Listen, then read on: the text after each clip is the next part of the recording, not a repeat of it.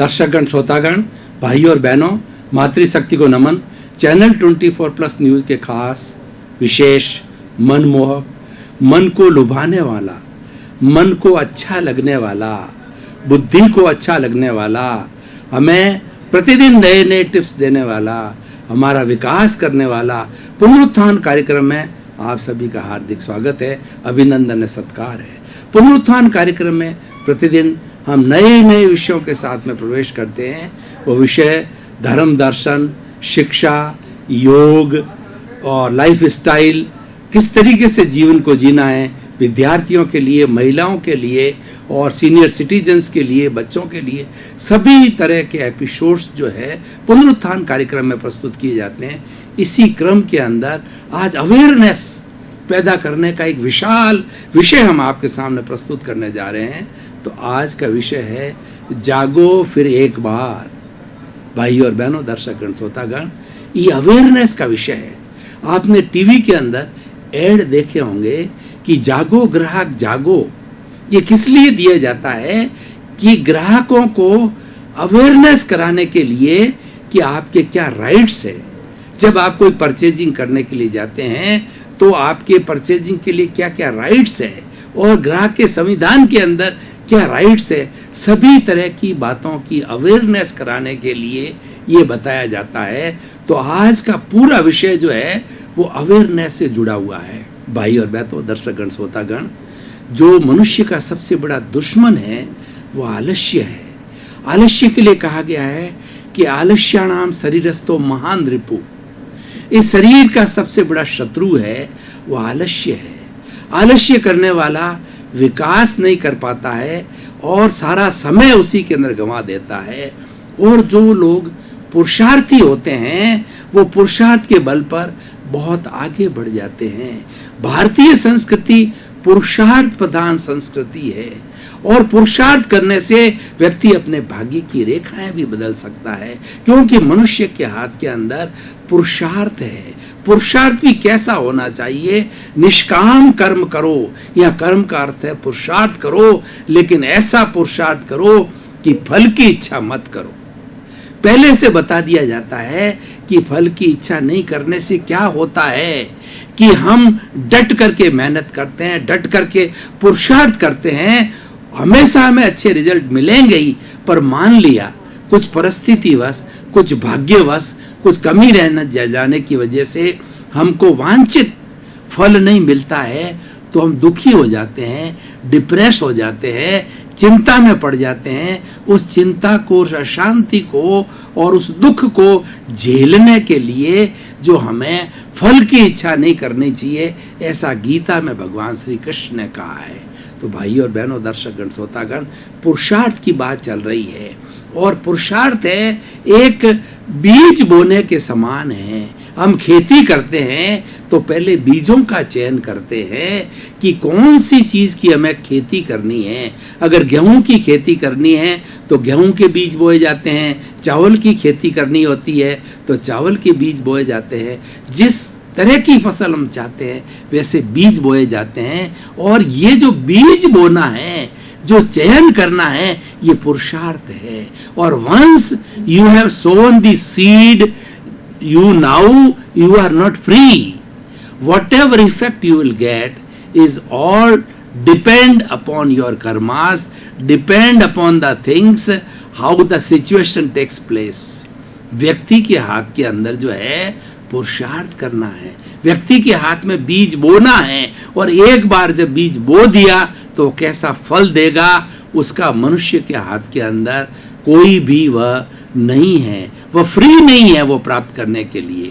इसीलिए पुरुषार्थ पर जोर दिया गया है। और ये अवेयरनेस जागो फिर एक बार का अर्थ क्या है कि उस व्यक्ति को अलर्ट करने के लिए, मान लीजिए सूर्योदय हो गया है, 9 बज गई है, 10 बज गई है, तो हम बच्चों को या हमारे घर के सदस्यों को बताते हैं, जागो, उठो, सवेरा हो गया है, जो सोवत है वो खोवत है। यानी ये ईश्वर ने, प्रकृति ने कितनी बड़ी हमारे लिए व्यवस्था की है। और प्रकृति के नियम ऐसे सार्वभौम नियम हैं उसके अंदर कोई गलती नहीं रह सकती। मनुष्य गलती कर सकता है, प्राकृतिक नियम गलती नहीं करते हैं। इवन हमारा कंप्यूटर जिसको कि प्रकृति ने दिया वह भी गलती नहीं करता। अलार्म देखिए, अलार्म लगाते हैं वो उसी समय बजता है, वह भी गलती नहीं करता है। हमारे शरीर के अंदर बायोलॉजिकल क्लॉक होती है। अगर आप नियमित रूप से अपनी दिनचर्या का पालन करते हो, ठीक समय सोना, ठीक समय उठना, ठीक समय खाना, ठीक समय कोई कार्य करना, ठीक समय ध्यान करना, तो निश्चित समय पर भीतर की बायोलॉजिकल क्लॉक जो है आपको अलार्म की तरह सचेत करेगी कि जागो, उठो फिर एक बार और अपने काम के अंदर लग जाओ। लेकिन होता क्या है, आज हमारी लाइफ स्टाइल बिगड़ गई है। आज के सिनेरियो की बात करें तो व्यक्ति की लाइफ स्टाइल बिगड़ी हुई है। खाने का समय फिक्स नहीं, सोने का समय फिक्स नहीं, उठने का समय फिक्स नहीं, कोई भी कार्य करने का समय फिक्स नहीं है। प्रतिदिन वह समय बदलता रहता है। प्रतिदिन बदलते रहने के कारण में बायोलॉजिकल क्लॉक डिस्टर्ब हो जाती है और वो व्यक्ति को अस्वस्थ कर देती है, क्योंकि वो क्लॉक नियम से चलती है। इसीलिए कहा गया है कि जो व्यक्ति प्रकृति के जितना करीब रहेगा वह स्वस्थ रहेगा। प्रकृति माँ कहती है कि तुम अगर मेरे नियमों का पालन करो तो निश्चिंत होकर के जीवन यापन करो, तुम्हें कोई तकलीफ नहीं आएगी। बच्चा अगर माँ का आज्ञाकारी होता है और माँ को सरेंडर हो जाता है तो वह सारी जिम्मेवारी माँ लेती है। भगवान कृष्ण ने गीता में कहा गया है, भक्ति मार्ग में क्या कहा गया है, तुम्हारे पुण्य, तुम्हारे पाप, तुम्हारी चिंताएं, तुम्हारा सारा कार्य तुम मेरे चरणों में समर्पित कर दो। मात्र तुम जो है मेरे में विश्वास करो, जो कुछ भी कार्य करो वो मेरे को समर्पित होके करो। कि द्रव्य कर्म, भाव कर्म, 9 कर्म, मेरे मन वचन काया, मेरे नाम की सरमाया, आप प्रभु के श्री चरणों में समर्पित है। ऐसा जब साधक समर्पण करता है उसकी सारी जिम्मेवारी, मुक्ति तक की जिम्मेवारी प्रभु लेते हैं, भगवान लेते हैं। यही बात गीता में कही है। ये तो जागने का अर्थ ये है पुरुषार्थ करो, चरे वेती चलते रहो। हम चलते रहे, कारवा बनता गया।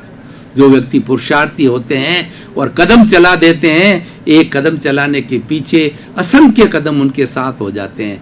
महात्मा गांधी बड़े पुरुषार्थी थे और जब वो बैरिस्टर बनकर के इंग्लैंड से आए, उसके बाद के अंदर साउथ अफ्रीका के अंदर वो गए कि राजनीति के गुर सीखने के लिए गए, तो वहां पर उनकी श्वेत और काले के रूप में बहुत इंसल्ट की गई। उनको ब्लैक के रूप के अंदर जो है वो फर्स्ट क्लास के डिब्बे में बैठे हुए थे, लेकिन श्वेत जो है टीटी ने उनकी बड़ी इंसल्ट करी, उनके सामान को और उनको खुद को जो है रेलवे स्टेशन के बाहर फेंक दिया।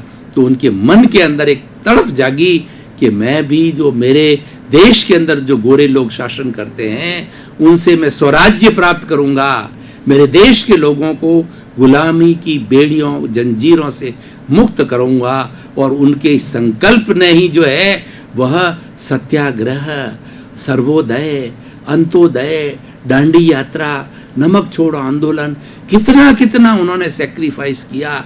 जब उन्होंने उपवास किए, जब उन्होंने ये और दूसरा अहिंसा को टूल बना करके सारा कार्य किया, तो जो करने लगे लाखों करोड़ों जो लोग हैं उनके साथ में होते गए। तभी बनाया चरे मेती, हम चलते रहे, कारवा बनता रहा। तो इसीलिए भाई और बहनों, दर्शकगण, श्रोतागण, जागो फिर एक बार, जगे जभी सवेरा है। ये कहा जाता है कि तुम अब जग गए हो तो भी कोई बात नहीं, सवेरा हो गया है, फिर नहीं सोना है। क्यों? देखिए, ये मनुष्य का जीवन सर्वश्रेष्ठ जीवन है और मनुष्य प्रकृति का सर्वश्रेष्ठ प्राणी है और मनुष्य एक ऐसा व्यक्ति है जो मुक्ति को प्राप्त कर सकता है। हम चतुर्थ पुरुषार्थ की बात करें भारतीय संस्कृति में, अर्थ, काम, धर्म और मोक्ष। मोक्ष जो अल्टीमेट, जो हमारा जो लक्ष्य है वह कौन प्राप्त कर सकता है? वह केवल मनुष्य ही प्राप्त कर सकता है। हम अपने जीवन का अलग अलग लक्ष्य बनाते हैं। कोई आईएएस बनना चाहता है, कोई आईपीएस बनना चाहता है, कोई बिजनेसमैन बनना चाहता है, कोई कुशल गृहिणी बनना चाहता है, कोई प्रोफेसर बनना चाहता है, कोई जज बनना चाहता है। तो जीवन का हम उद्देश्य बनाते हैं। तो हमारी संस्कृति ने, भारतीय संस्कृति ने मानव जीवन का सर्वोत्तम उद्देश्य मोक्ष बताया है, और उस मोक्ष की प्राप्ति करने वाला केवल मनुष्य ही है। भाइयों और बहनों, दर्शकगण, श्रोतागण, 7 अरब की जनसंख्या जो विश्व की जनसंख्या मानी जाती है, उसके लिए कितना बड़ा पट्टा हमें मिला। ईश्वर की हमारे पर कितनी कृपा है कि ये पट्टा सिर्फ 7 अरब के लोगों के लिए, इनमें से ही व्यक्ति मुक्ति को प्राप्त कर सकता है, और इनमें से ही कोई व्यक्ति वैज्ञानिक बन सकता है, इनमें से ही कोई व्यक्ति बहुत बड़ा कार्य कर सकता कॉस्मोस में। क्योंकि 84 लाख जीवा योनि में मनुष्य की जीवा योनि को छोड़ दीजिए तो उनके बाद में मतलब उसके बाकी की जीवा योनि कोई बड़ा कार्य नहीं कर सकती, क्योंकि उनके पास में इतना विकसित माइंड नहीं है, इतनी बुद्धि नहीं है, इतनी प्रज्ञा नहीं है, इतनी सोचने की शक्ति नहीं है। वो क्या कर सकता है? इसीलिए ये अवेयरनेस पैदा करने के लिए आज का एपिसोड रखा गया है कि जागो फिर एक बार। तुम अगर सो गए हो तो फिर जाग जाओ, अब सोना नहीं है, और पुरुषार्थ करते रहो। जितना समय जीवन का बचा है उसको सदुपयोग करो। अब प्रश्न ये रहा कि हर व्यक्ति कहता है मैं तो पुरुषार्थ करता हूँ। ये कसाई जो है बेचारे पंचेंद्रिय जीवों को मारता है और मांस सारू करता है, वो भी कहता है मैं पुरुषार्थ करता हूँ। एक जेब कतरा कहता है वह भी मैं पुरुषार्थ करता हूँ। एक लुटेरा कहता है कि मैं भी पुरुषार्थ करता हूँ। एक आतंकवादी कहता है कि मैं भी पुरुषार्थ करता हूँ। वह पुरुषार्थ जो है सत्य पुरुषार्थ नहीं है, वो असत पुरुषार्थ है। जीवन का लक्ष्य है कि सत्य पुरुषार्थ होना चाहिए। सत्य पुरुषार्थ के लिए सद्ज्ञानी के पास में जाना चाहिए। ऐसा ज्ञानी जो आत्मविद्या, जो आत्म साक्षात्कार करा सके, उसकी कृपा से प्राप्त करके हम ज्ञान को प्राप्त करें और जीवन का नियोजन उसके अंदर करें। देखिए, मनुष्य है, वह गृहस्थ है, उसके परिवार है, उसके घर है, ये सामान्य बात है और ये कोई बुरी बात नहीं है, ये प्रकृति का नियम है। परंतु इसके आगे क्या? आपने घर गृहस्थी बसा ली, आपने जो शादी कर ली, बच्चे हो गए, बच्चों को पैरों पर खड़ा कर दिया, पर आपने इस दुनिया में आकर के क्या किया? What is your contribution to the society? One day when you will vanish, how people will remember that such and such person has contributed such thing to the society। आज हम महापुरुषों को क्यों याद करते हैं? अभी मैंने भाई और बहनों, दर्शकगण, श्रोतागण, आज विषय से जुड़ा हुई बात करना चाहता हूँ कि भारत रत्नों के भारत को अवदान। मैंने एक पुस्तक लिखी, उसमें 46 भारत रत्नों के अवदानों को देखा। ज्यादातर जो है देवलोक चले गए हैं, कुछ उसमें से जिंदे भी हैं, लेकिन उनकी जीवनी को आप पढ़ें तो मालूम पड़ेगा कि उन्होंने भारत को इतना दिया, उन्होंने विश्व को इतना दिया कि आज भी याद किए जाते हैं। स्वामी विवेकानंद, स्वामी दयानंद सरस्वती, राजा राम मोहन राय, कबीरदास जी, आज उनका पूरा हमारे पास में लिटरेचर है, उनकी फिलॉसफी है, उनको पढ़ते हैं, पढ़ाते हैं और जीवन उसके अनुरूप बनाते हैं, क्योंकि उन्होंने सोसाइटी को दिया। इसलिए भाई और बहनों, दर्शकगण, श्रोतागण, मैं ये कहना चाहता हूँ एपिसोड के माध्यम से कि आप जाग गए हो तो सद पुरुषार्थ के अंदर लगिए। देखिए, पुरुषार्थ 2 तरह के होते हैं, क्योंकि हमारे सामने 2 तरह के जगत है। एक लौकिक जगत जो कि हम 5 इंद्रियों से हमको दिखाई देता है, या 5 इंद्रियों से हम उस जगत को देख करके कार्य करते हैं। स्पर्शन रसन घ्राण चक्षु श्रोत्राणि इंद्रियाणि, इससे हम बाह्य जगत को जो है जानते हैं। मन वचन काया से बाह्य जगत को जानते हैं और बाह्य जगत के साथ के अंदर वाणी से वार्तालाप करते हैं, मन से हम चिंतन करते हैं और शरीर से जाकर के सारी योजना बनाते हैं। ये तो हमारा सारा बाह्य जगत हो गया। उसके अंदर भी जागो फिर एक बार जरूरी है, पुरुषार्थ करना जरूरी है। तो ये तो हमारा पुरुषार्थ, बाह्य पुरुषार्थ हो गया, लौकिक पुरुषार्थ हो गया। एक अलौकिक पुरुषार्थ होता है जो भीतर का पुरुषार्थ होता है। देखिए कि भीतर का पुरुषार्थ करने के लिए आपको किसी साधन की जरूरत नहीं। बाहरी पुरुषार्थ करने के लिए आपको धन चाहिएगा, आपको मैन्युफैक्चरिंग के लिए फैक्ट्री की जगह चाहिएगा, लाइसेंस चाहिएगा, आपको जो है वो परचेज करना पड़ेगा, सेल करना पड़ेगा, मैन्युफैक्चरिंग करना पड़ेगा, गवर्नमेंट का जीएसटी भरना पड़ेगा और सारे काम करने पड़ेंगे। ये तो बाह्य पुरुषार्थ की बात है, लेकिन भीतरी पुरुषार्थ के अंदर कुछ भी नहीं करना। भीतरी पुरुषार्थ का काम है कि प्रयत्न से अप्रयत्न की ओर जाना। जो भीतर के नियम है बाहर के नियम से बिल्कुल अलग है। मैं कहूं विपरीत है तो अतिशयोक्ति नहीं है। भीतर के नियम जो है पावरफुल है, क्योंकि भीतर में सूक्ष्म है। भीतर के अंदर हमारा शुद्ध आत्मा भगवान विराजमान है। वहां मन से अमन होना है, यानी बाहरी जगत के अंदर मन का मतलब हम चिंतन करते हैं और कोई भी कार्य करते हैं। भीतरी जगत के अंदर चिंतन को रोकना है और वहां चिंतन है ही नहीं। भीतरी जगत के अंदर सारे वाइब्रेशंस है, उन अच्छे अच्छे वाइब्रेशंस को देखना मात्र, क्योंकि जो भीतर विराजमान शुद्ध आत्मा भगवान प्रभु है, उसकी प्रॉपर्टी क्या है, उसका लक्षण क्या है? उसका लक्षण है वह है ज्ञाता दृष्टा। वो मात्र जानता है, देखता है, वो अक्रियाशील है, कोई क्रिया नहीं करता है। क्रिया करने वाला ये रिलेटिव पैकिंग है।